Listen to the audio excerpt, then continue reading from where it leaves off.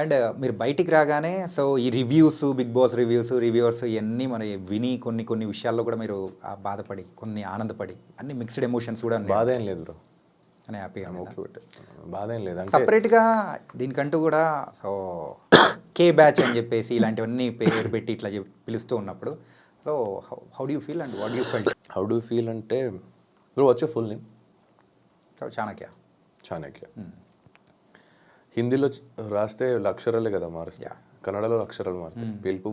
పిలుపు మళ్ళీ వ్యక్తి ఒక్కటే కదా, బట్ మనం మాట్లాడే లాంగ్వేజ్ అనేది కూడా మారుతుంది కదా. ఆ లాంగ్వేజ్ ఎమోషన్ సేమే కదా, నువ్వేం చెప్పాలనుకునేది సేమే కదా, నీ మనిషి సేమే కదా, మాట కదా, మాటే వేరు, మనిషి సేమే కదా. నీకు ఆకలేసినప్పుడు అన్న తింటావు, నేను ఆకలేసినప్పుడు అన్న తింటా. నీకు బాధ అనిపించినప్పుడు ఏడుస్తావు, నేను బాధ అనిపించినప్పుడు ఏడుస్తాను. ఏంటంటే మీరు ఒకటనని మీరు అనుకుంటున్నారు, కాకపోతే మిమ్మల్ని సపరేట్గా సెగ్రిగేట్ చేయాలని ఒక టైప్ ఆఫ్ అంటే కొంతమంది ఇలా చేయడం అనేది కరెక్ట్ అంటారా? అంటే బేసిక్లీ నాకు అడిగితే నాకు అందరూ ఒకటే. ఇంకా చేసిన వాళ్ళ గురించి చెప్పమంటే మేబీ వేరేం దొరకలేదేమో, ఓకే, మేబీ వాళ్ళ దగ్గర ఇంకేం చేత కాదేమో.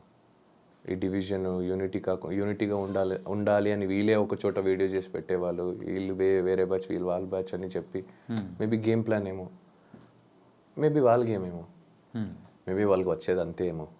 It can be anything. Okay, so I don't care. ఎందుకంటే ఏ జనాలు నన్ను ఇష్టపడి ఇక్కడ దాకా తీసుకొచ్చారో అదే జనాలు నన్ను ఇష్టపడి ఓట్ చేశారు. సో ఆ జనాలు నాకు responsible, not this waste candidates. I don't care about those.